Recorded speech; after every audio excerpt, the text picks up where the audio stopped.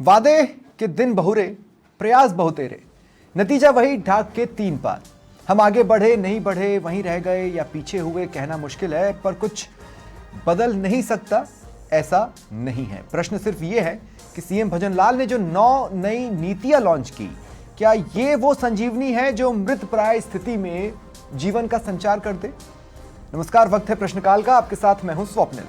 पर्यटन, खनन, कुल 5 विभाग हैं जो प्रदेश की दिशा और दशा तय करने वाले हैं। पर क्या ये नई नीतियां, इनकी जो दिशा है, वो प्रदेश की अर्थव्यवस्था की दशा सुधार सकती है? आज इसी पर चर्चा करेंगे। मेरे साथ जो गेस्ट जुड़ रहे हैं, आपको इंट्रोड्यूस करवा देता हूं। बीजेपी प्रवक्ता आशीष चतुर्वेदी जी मेरे साथ हैं, कांग्रेस प्रवक्ता गोविंद पटेल जी हैं, Rahul Agarwal general secretary Jaipur hotel association, BK Sharma business editor Samachar plus. आप सभी का स्वागत है समाचार प्लस पर। चूंकि सरकार के साइड के रिएक्शंस बहुत सुन लिए, इसीलिए आशीष भाई सबसे लास्ट में मैं आपके पास आऊंगा। एक बार मैं समझना चाहता हूं कि नई नीतियां लॉन्च हुई हैं, विपक्ष ने भी अपनी तैयारी की होगी, वो इसे कैसे देख रही है। गोविंद जी, आपका ओपनिंग स्टेटमेंट चाहता हूं मैं। जो ये 9 नई नीतियां हैं, अभी बहुत विस्तार से पढ़ने का मौका तो नहीं मिला होगा, लेकिन प्रथम दृष्टिया कैसी लगती हैं? देखिए स्वप्निल जी, सबसे पहले तो मैं ये बता देना चाहता हूं कि इन नीतियों में नया कुछ नहीं है। हमारी पूर्ववर्ती सरकार ने पर्यटन को बढ़ावा देने के लिए इसको उद्योग के साथ कनेक्ट किया था। लेकिन राजस्थान में आज पर्यटन को लेकर जिस तरह की परिस्थितियां बन रही है, जैसे अभी आपने देखा पिछले दिनों उदयपुर में जो घटना हुई, ऐसे माहौल में पर्यटन का जो एक लोगों का रुझान है कि राजस्थान आए देखें, उन सब चीजों में थोड़ा बाध्यता होती है। तो सरकार को इस चीज को लेकर ये कदम उठाने चाहिए। नीतियों पर ही अगर मैं लौटूं जी, नीतियों पर ही मैं लौटूं तो मैं आपसे पूछना चाहता हूं कि इसमें आपको बेसिक फॉल्ट क्या नजर आ रहा है, या इसमें कमी क्या नजर आ रही है, अगर आप थोड़ा बोल पाए। देखिए स्वप्निल जी, मैं यही कह रहा हूं कि नीतियां बनाना कोई बुरी बात नहीं है। प्रदेश का विकास हो, विपक्ष भी यही चाहता है। प्रदेश का आम नागरिक है, उसको सहूलियत मिले और प्रदेश का चारों तरफ नाम। नीतियां बनाने से क्या होता है, हमारी पूर्ववर्ती सरकार में जो एमओयू हुए थे, इन्होंने उसको भी होल्ड पे रखा है। और ये लटकाना और भटकाना जैसी परिपाटी ये सरकार पिछले 1 साल से। मैं थोड़ा सा आपको काउंटर करूंगा। देखिए, अगर नीतियां ना हो तो जो भी हो वो डिरेल हो जाता है। मैं उसको अनैतिक तो नहीं बोलूंगा, लेकिन मैं ये जरूर कहूंगा कि बिना नीतियों की चीजें भटक जाती हैं। आपने कहा कि गहलोत सरकार ने जो किया, जैसे मैं आपको बताऊं कि पर्यटन इकाई नीति में आपने 16 पर्यटन इकाइयों को परिभाषित किया, अब 24 इकाइयां परिभाषित हो रही हैं। 24 इकाइयों को शामिल किया गया है। आप सोचिए ये कितना, अगर सही दिशा में बढ़े तो ये कितना बड़ा चेंज होगा। स्वच्छ ऊर्जा की बात करें तो बात तो सबने की, लेकिन स्वच्छ ऊर्जा की दिशा में अगर कदम बढ़ा पाए, कम से कम निवेश के हिसाब से तो दिख रहा है कि आ रहा है इन सब चीजों में पैसा। तो मैं यही कह रहा हूं कि हमारी जो सरकार ने एमओयू किए उनको होल्ड पे रखा गया है। तो 1 साल हो गए। अब ये हम तो ये चाहते हैं कि प्रदेश की सरकार जनता के लिए कुछ करे, प्रदेश के लिए कुछ करे। हम इस चीज के लिए यही बार बार कह रहे हैं। विधानसभा में भी हमारे नेताओं ने, विधायकों ने आवाज उठाई है, भाई काम होने चाहिए, प्रदेश की जनता मेरे पास इस संबंध में कोई है। जानकारी नहीं है गोविंद भाई। जब मैं आशीष जी के पास जाऊंगा तो मैं उनसे पूछूंगा कि क्या 1 साल से गहलोत राज में हुए एमओयू होल्ड पर है, मैं ये उनसे जरूर पूछूंगा। लेकिन इस बीच अब राहुल अग्रवाल जी को भी शामिल करना चाहता हूं। राहुल अग्रवाल जी, इन नई नीतियों के बारे में आपको क्या लगता है? क्या आप इनका स्वागत करते हैं या अभी आप संशय में हैं? देखिए, पर्यटन के क्षेत्र में जो दायरा इसका बढ़ाया जा रहा है वो अच्छी बात है, और पर्यटन के बारे में काफ़ी काम भी हो रहा है। लेकिन एक चीज़ निश्चित रूप में देखनी पड़ेगी कि ज़मीनी स्तर पर जब तक कार्य नहीं होगा, क्योंकि आज जो ट्रैफिक की व्यवस्था है, जो पर्यटक आता है वो घंटों जाम में जूझता रहता है, पार्किंग की व्यवस्था है। अच्छा, परकोटे में बहुत बड़ा राजनीतिक संरक्षण पार्किंग वालों को मिला हुआ है, जिससे पर्यटकों को बहुत बड़ी असुविधा होती है। दूसरा, हमारी होटल एसोसिएशन ऑफ जयपुर के जो ज़्यादातर सदस्य हैं, बहुत सारे सदस्यों में आवासीय क्षेत्र में जो होटलें बनी हुई है उसके बारे में 2007 में पर्यटन पॉलिसी में ये लिया गया था कि इनका नियमन किया जाएगा। ठीक है। पर आज तक उस क्षेत्र में कोई कार्य आगे नहीं बढ़ा। और अभी जो आज पॉलिसी जारी हुई है इसमें तो और उसको पीछे ढकेल दिया है। कैसे? वो ढकेल ऐसे दिया है कि उन्होंने यूडीएच और उस पे इसको एलएसजी पे डाल दिया है कि उनके नियमों के अनुसार इसको किया जाए। आज 12,000 राजस्थान में होटल है जो जिनका नियमन नहीं हुआ। सरकार को अरबों रुपए का राजस्व एक्साइज से, हाँ। आपके जीएसटी, अन्य माध्यमों से मिल रहा है। लाखों लोगों को उसमें रोजगार मिला हुआ है। कम से कम 5 लाख लोगों को प्रत्यक्ष रूप से रोजगार मिला हुआ है। और एक परिवार के 5 आदमी माने तो 25 लाख लोग प्रत्यक्ष रूप से इससे डायरेक्ट परिवार जुड़े हुए हैं। ठीक है। पर 80% जो पर्यटक है वो इन बजट होटलों में रुकता है। पर इनकी जो नियमन के बारे में है वो पर्यटन पॉलिसी में किसी प्रकार का कोई आधार नहीं लिया गया। सरकार के पास कोई वैकल्पिक व्यवस्था नहीं है। जो ये पर्यटक आता है, सरकारी खुद की होटलें, पर्यटन निगम की होटलें सब जर्जर अवस्था में। वो तो लगभग खत्म होने की स्टेज पर है। लेकिन मेरा एक सवाल है, पुरानी नीति में डायरेक्टली कोई जिम्मेदार नहीं था। अब आईएएस अधिकारियों को एक एक जिम्मेदारी पर्टिकुलरली दे दी गई है, मतलब हम सीधे उनसे जवाब ले सकते हैं। ये स्थिति सुधार की महसूस होती है। दूसरी बात, जैसे अभी हुआ ये कि चूंकि पता था बहुत सारे डेलीगेट्स आने वाले हैं, इसलिए विभाग पहले से ही हरकत में आया और उन्होंने सारे होटलों को कह दिया कि साहब ये जो शादी का सीजन देगा आप कमरे महंगे कर देते हो ना, ये नहीं होना चाहिए, ये नहीं होगा। तो उसका नतीजा ये है कि अभी इस वक्त किसी को भी एक्स्ट्रा कोई भी रूम या एक्स्ट्रा कोई भी खर्चा नहीं करना पड़ रहा, जो कि मुझे लगता है एक वेलकम स्टेप है। देखिए, ये जिस तरह के आयोजन होते हैं उस तरह तो व्यवस्थाएं सारी होती है। जैसे अभी कुछ दिनों पहले पर्यटन विभाग की तरफ से जो अधिकारियों ने, उन्होंने अपनी तारीफ में बताया कि हमने 1200 यूनिटों को एंटरटेनमेंट सर्टिफिकेट, जिससे बिजली व अन्य लाभ मिलते हैं। ठीक है, हाँ। हम भी यही कह रहे हैं कि सिर्फ 12,000 में से 1200 को मिला है। तो जो नियमन नहीं हो रहा और इन सबसे नुकसान हो रहा है, तो इसमें लाभ किसको हो रहा है? हाँ, मतलब जब आप ये कहते हैं कि अंतिम व्यक्ति तक पहुंचेंगे तो अंतिम यूनिट तक भी पहुंचे, निश्चित रूप से आज उनको जो भी इंडस्ट्रियल बेनिफिट है वो इंडस्ट्रियल बेनिफिट मिल ही नहीं रहा। ठीक है। बीके शर्मा हमारे बिजनेस एडिटर हैं, उनको एक विशेष टॉपिक पर बात करने के लिए मैंने जोड़ा था और वो है एक जिला एक उत्पाद। ये कोई नई बात नहीं है बीके, एक जिला एक उत्पाद। और इसकी हकीकत आप ये देखिए, किसी जिले में जाकर किसी जिम्मेदार से पूछे तो उन्हें तो पता भी नहीं होता कि हमारे जिले के लिए उत्पाद कौन सा असाइंड है। लेकिन अब एक नीति आई है, क्या आपको लगता है कि इसके हाइलाइट्स क्या है और इसके डीमेरिट्स क्या है? देखिए स्वप्निल की ये इसके पीछे उद्देश्य तो ये था कि जिस अलग अलग क्षेत्रों में जो उत्पाद, मतलब रॉ मटेरियल जिसका सबसे ज्यादा होता है, उससे संबंधित इंडस्ट्री उसी क्षेत्र में लगाई जाए। Exactly. और वहीं पर रोजगार जनरेट किए जाएं और उसमें जो इन्वेस्टर्स हैं उनको उस क्षेत्र में ही आमंत्रित किया जाए। और इसी की वजह से इन्होंने जो जिला स्तर पर जो समिट की थी उसका उद्देश्य भी ये था कि उस जिले से संबंधित जो अगर वहां पर कोई, आप समझेंगे कि झालावाड़ में संतरा पैदा होता है, यदि वहां से संतरे से जूस, पल्प या ऐसे रिलेटेड कोई इंडस्ट्री लगाता है तो वो वहां उसको इंसेंटिव गवर्नमेंट की तरफ से दिया जाएगा। ठीक है। और भरतपुर में जैसे सरसों है, या यहाँ पर जेम्स ज्वेलरी, जयपुर में जो जेम्स ज्वेलरी ट्रेड है, तो इसके लिए अलग अलग जिलों के लिए ये, हालांकि पहले भी पिछली सरकार ने भी ये ओडीओपी जो स्कीम थी ये लागू की थी, लेकिन इसके लिए जो एक जागरूकता अभियान होना चाहिए, लोगों को कनेक्ट करना चाहिए और उनसे जो इंसेंटिव, उसको क्या क्या लाभ है उससे कनेक्ट कर लोगों को जोड़ने के बाद में, और इंडस्ट्री को उससे कनेक्ट करने में, इंडस्ट्री जो इन्वेस्टर्स हैं उनको क्या फायदे हैं, तो ये शायद सरकार उसको प्रॉपर कर नहीं पाई, इसलिए लोगों को ज्यादा उसकी लाभ नहीं मिल पाया। लेकिन एक और भी एक दो बात, जैसे लेकिन नई नीति के हिसाब से मिलने की दिशा बनती है क्या? नई नीति के हिसाब से मिलने की दिशा बनती है क्या?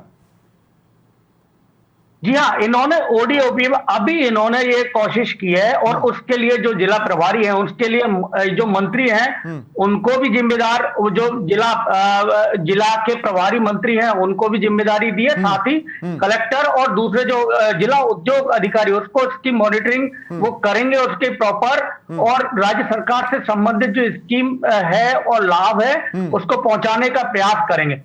लेकिन अब इसमें ये है कि इसकी मॉनिटरिंग किस तरह से होती है, लाभ कितना होता है। तो ये पॉलिसी ऑन ये पेपर है, पेपर से धरातल पर आने में जो अंतर है वो अंतर को पाटना पड़ेगा। तो फिर इसका जो इम्पैक्ट है वो आएगा। उद्देश्य इसका बेहतर है, पिछली सरकार ने कोशिश की थी लेकिन सफल नहीं हो पाई। ठीक है आशीष भाई, मेरे किसी भी सवाल से पहले 2 पॉइंट्स जिस पर क्लैरिफिकेशन इस अब तक की जो बातचीत का निचोड़ है। पहला तो ये कि क्या वैसे तो किस सरकार के एमओयू ने कितना रंग दिखाया है इसकी हकीकत सबको पता है, लेकिन क्या गहलोत सरकार के एमओयू 1 साल से होल्ड पर है? होल्ड शब्द का इस्तेमाल गोविंद जी ने किया था, इसका आपको जवाब देना है। और दूसरा, मैं पार्किंग माफिया कह रहा हूं, जैसा कि राहुल जी ने कहा कि पार्किंग इस नीति से तो पार्किंग माफिया पर कोई कंट्रोल नहीं आ सकता, उसके लिए आपको अलग से व्यवस्था देखनी पड़ेगी। वो क्या है उसके लिए? स्वप्निल जी, मैं दोनों बातें स्पष्ट कर देता हूं। जो कांग्रेस प्रवक्ता ने कहा कि जो एमओयू होल्ड पर है, ऐसा नहीं है।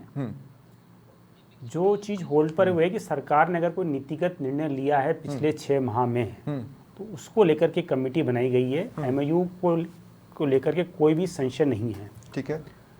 और चूंकि होटल के प्रतिनिधि भी यहाँ पे बैठे हुए हैं और उन्होंने समस्या बताई है कि ट्रैफिक की समस्या और पार्किंग की समस्या, तो निश्चित रूप से सरकार की जो पार्टी है उसका प्रतिनिधि होने के कारण मेरा एक दायित्व बनता है कि उनकी जो प्रॉब्लम है उसको उचित जगह पर पहुंचाया जाए। नहीं, पर मेरे ख्याल से जब ये नीतियां बन रही थी और सभी से सुझाव लिए गए थे, ये पॉइंट्स तब भी आए थे।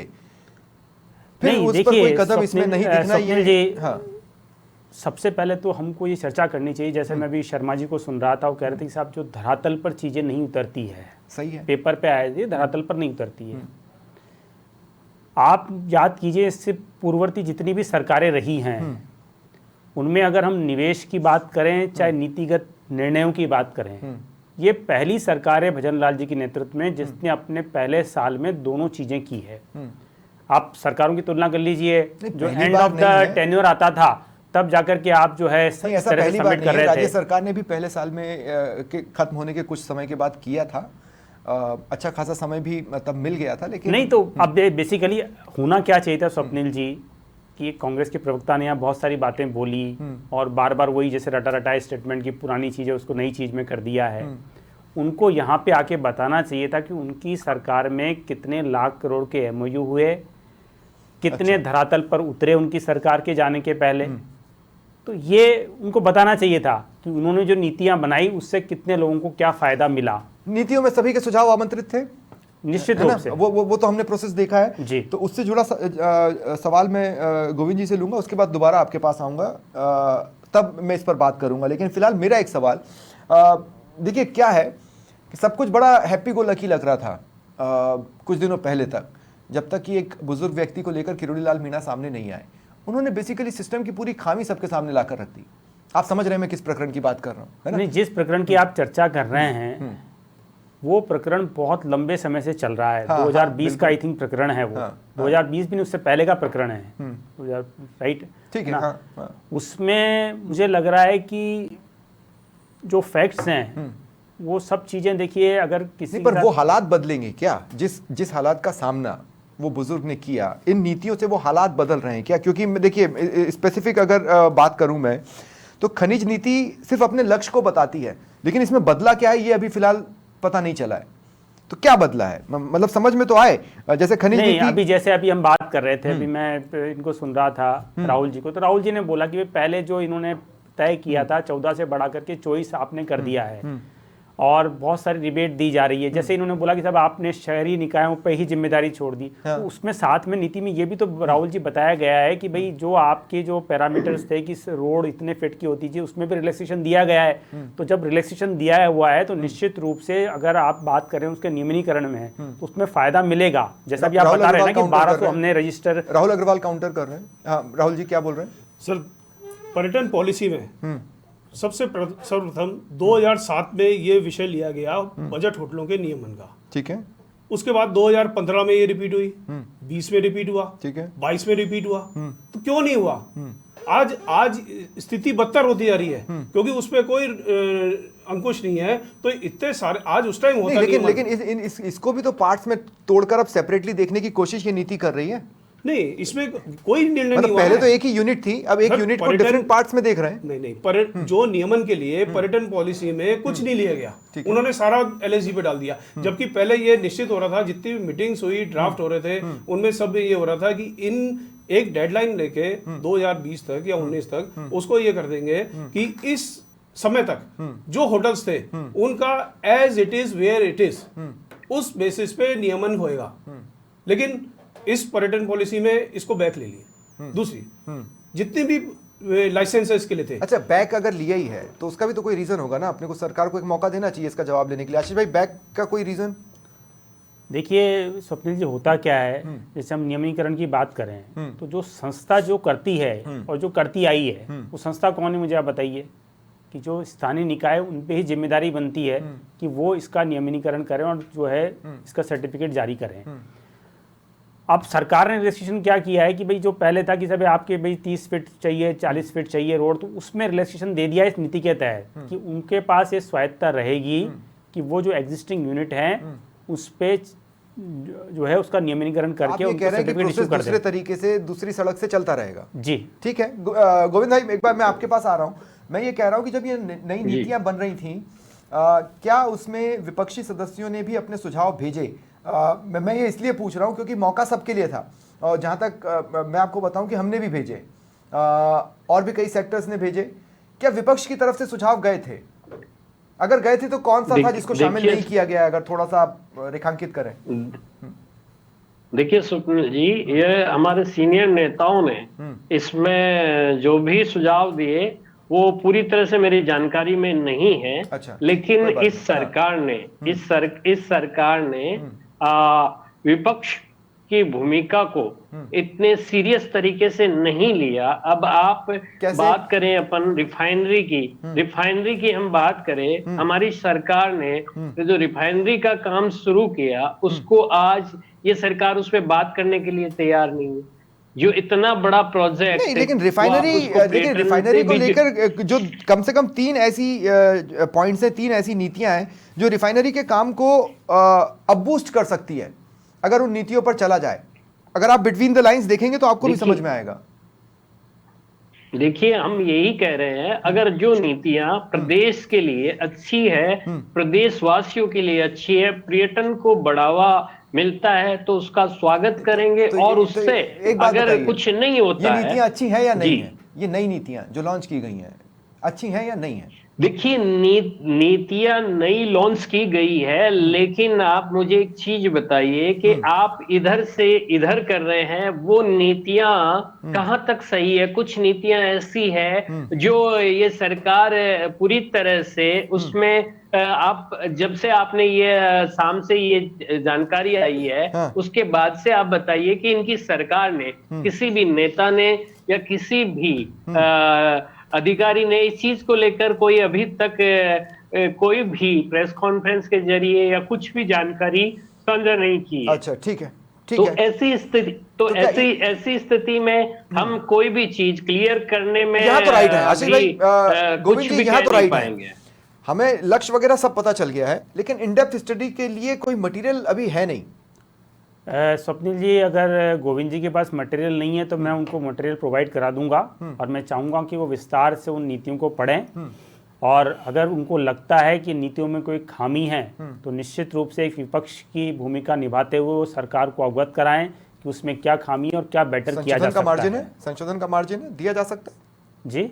इन नीतियों में संशोधन का मार्जिन है? नहीं, निश्चित रूप, देखिए नीतियां बन गई है, नीतियां लागू भी होंगी, लेकिन अगर कोई सुझाव आता है तो अमेंडमेंट की गुंजाइश तो सदैव बनी रहती है लोकतंत्र में।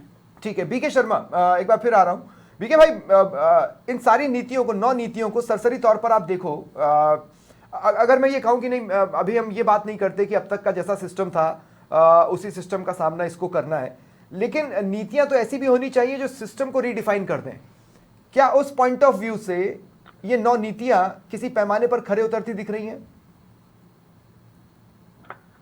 स्वप्निल, क्योंकि ये 9 नीतियां हैं, अभी लॉन्च हुई हैं, समय बहुत कम है और इसमें, लेकिन मैंने जैसे एमएसएमई पॉलिसी को थोड़ा देखा है अभी तक, और वो क्योंकि सबसे इम्पोर्टेंट पॉलिसी एमएसएमई है। सही है, हाँ। क्योंकि हमारे पूरे राजस्थान का जो औद्योगिक जो विकास है वो एमएसएमई पर आधारित है, और जितने भी इंडस्ट्रीज है उसमें लगभग 65% हमारे पास जो एम्प्लॉयमेंट प्राइवेट सेक्टर से मिलता है वो एमएसएमई से मिलता है।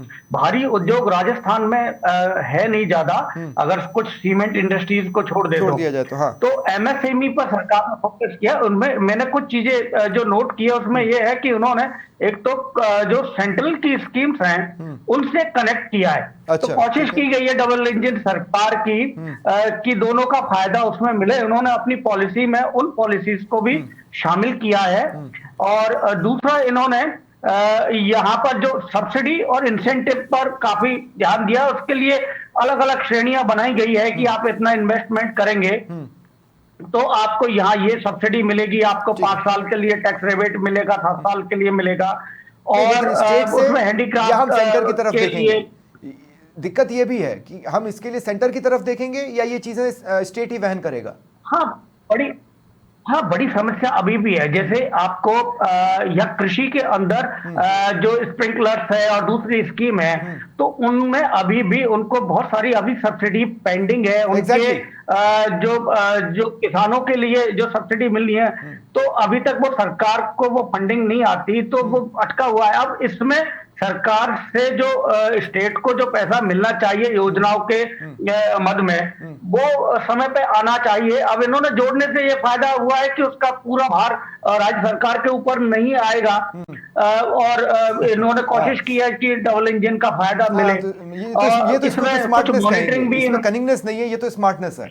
स्मार्टनेस है। और दूसरा, इन्होंने एक यहाँ पर वो वन स्टॉप शॉप की बात की है कि इन्होंने उसके लिए एक ही जगह पर सारे आपको क्लियरेंस मिलेंगे, जो एनवायरमेंट क्लियरेंस है और दूसरे जो लाइसेंस है। जैसे ये राहुल जी बैठे हुए यहाँ पर, होटल इनको लगभग 13-14 लाइसेंस लेने पड़ते हैं जब एक होटल शुरू होता है। तो अब इनको सरकार की ओर से कोशिश इसमें ये की गई है कोई कि भी नीति एक ही जगह अगर वो ईज ऑफ डूइंग बिजनेस बढ़ाती है तो वो नीति बहुत सही है ना? राहुल जी आप बताइए।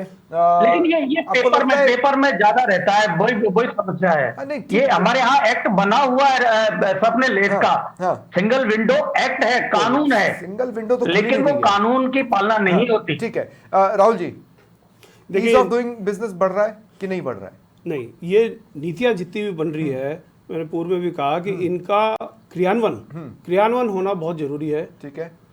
जैसा अभी बताया इन्होंने कि 17 साल से नियमन का इंतजार कर रहे हैं, तो सरकार कब इस बारे में सोचेगी? मैं आपके माध्यम से ये पूछना चाहता हूँ कि उन 10-12 हजार होटलों का जो 30, 40, 50 साल से चल रही है, उनका क्या भविष्य है? क्या भविष्य उनका है? या सरकार की नीयत है कि उनको करना है, या सिर्फ एक ये ढकोसला दे रही है कि बोले हम कर देंगे और ये अपनी चलाते जा रहे हैं? पर्यटन, दूसरी बात कुछ जोड़ रहे हैं? हाँ, जो सफाई का मुद्दा है, जल महल का है, जो जितने भी पर्यटन क्षेत्र है सर, स्थिति बहुत खराब होती जा रही है। ठीक है। ना सफाई का माध्यम है, ना ट्रांसपोर्ट का है। आशीष जी देखिए स्वप्निल जी, बार बार मैं देख रहा हूँ कि राहुल जी लेके नियमन की बात पर आ रहे हैं। इतने सालों से आप चल रही है, समस्या बड़ी होगी शायद, इसीलिए बार बार वो एसोसिएशन अपनी बात रखना चाहता है। नहीं, निश्चित रूप से देखिए सरकार भी चाहती है कि जो यूनिटें चल रही है उनका नियमन हो, उससे सरकार को भी तो आय होती है। खुद ने बोला कि वे सरकार को भी आय होती है, तो सरकार भी चाहेगी कि भाई जो पैरामीटर्स हैं विद इन पैरामीटर्स में उन होटलों का नियमन हो जाए, पर्यटक यूनिट में कन्वर्ट हो जाए, और सरकार को भी राजस्व मिलेगा। और पैसा कहाँ से लगाएंगे वो तो है नहीं अपने लिस्ट में। बीके कुछ जोड़ रहे हैं? हाँ बीके। हाँ, मैं आपको इसका थोड़ा सा संदर्भ में बता देता हूँ, जो राहुल जी कह नहीं पा रहे हैं शायद, कि पिछली सरकार ने होटल और टूरिज्म को इंडस्ट्री का दर्जा दिया था, उद्योग का दर्जा दिया था। उस उद्योग के बाद में इनको बहुत सारे इंसेंटिव्स मिलते हैं, फायदे मिलते हैं इंडस्ट्री के।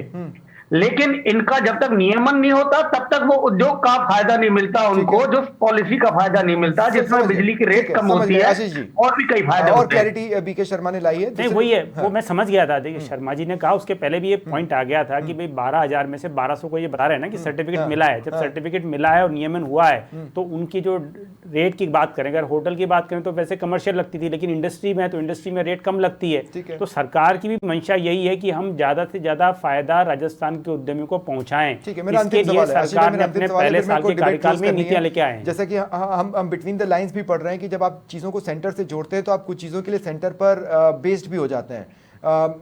ये स्थिति कितनी सही बैठेगी, क्योंकि अल्टीमेटली तो बात अर्थ यानी पैसे पे ही आ जाती है।